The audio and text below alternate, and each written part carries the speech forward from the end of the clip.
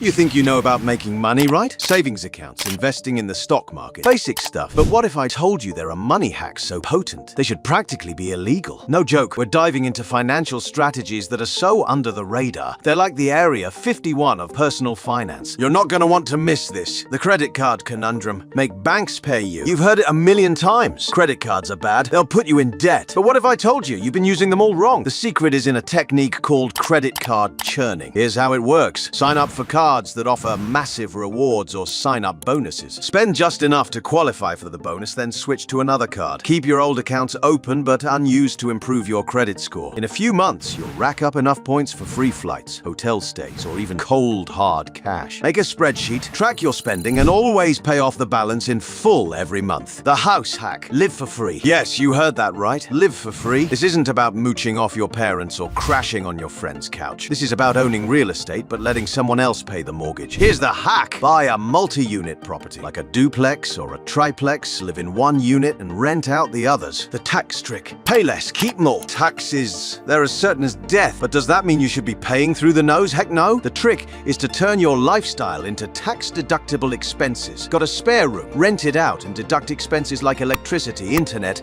and even part of your rent or mortgage. Love traveling? Start a travel blog, make it a business, and suddenly your trips become iBusiness expenses. The key is to keep meticulous records and consult a tax advisor who knows the ins and outs of deductions. Your life isn't just a series of experiences. It's a business with expenses, and businesses get tax breaks. The investment switcheroo. Beat the market. Investing in stocks is great, but it's not the only game in town. Have you ever considered commodities? I'm talking about stuff like gold, silver, even agricultural goods. When the stock market goes down, commodities usually go up. It's like having a financial seesaw. The trick is to switch your investments based on market conditions. There are plenty of easy-to-use platforms that allow you to trade commodities just like stocks. Keep an eye on market trends and when you see the stock market peaking. So there you have it. Money hacks so incredibly effective, they should almost be kept under lock and key. And now that you're armed with these financial cheat codes, there's nothing stopping you from reaching new heights of wealth and freedom.